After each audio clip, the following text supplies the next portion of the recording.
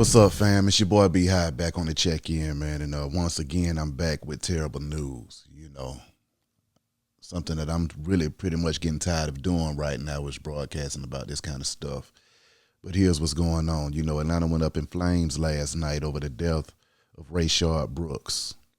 Brooks, he was shot and killed by an Atlanta police officer in the parking lot of a Wendy's off of University Ave Friday night.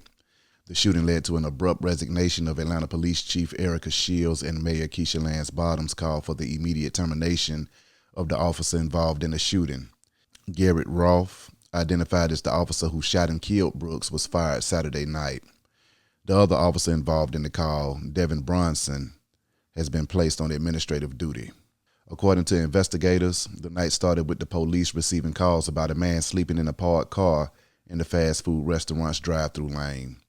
In the body cam video, Officer Bronson finds Brooks in the car and knocks a couple of times and telling him to open up the door. And long story short, it looks like, Brooks and the officers winded up getting into it, man. They got into a wrestling match. Rayshard was able to get away with a taser, and he started taking off running, okay? As he ran, the officers pursued him, and one of the officers actually shot Rayshard as he, attempted to get away. Those shots led to Rayshard's death. And right now, once again, Atlanta is in a state of emergency because people are pissed off.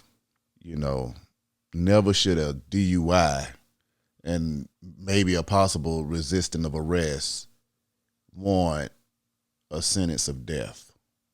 And that's just the bottom line. There's no way around that. He did not deserve to die just for being under the influence and sleep at the wheel. I mean, there's no way around that. There's no way to justify the death of an unarmed black man in these kinds of circumstances. And then also with the temperature being the way it is around the country already, you would think that, people would do better about how they handle civilians and treat people. But obviously, some things ain't gonna never change.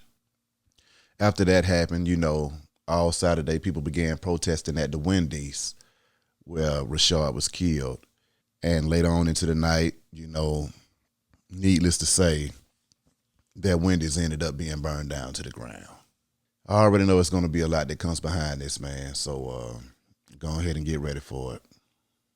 My thoughts and prayers are with the Brooks family. And I'll keep y'all updated as I receive more details on what's going on, man. Yours truly, B High Radio Shouty. I'm gone.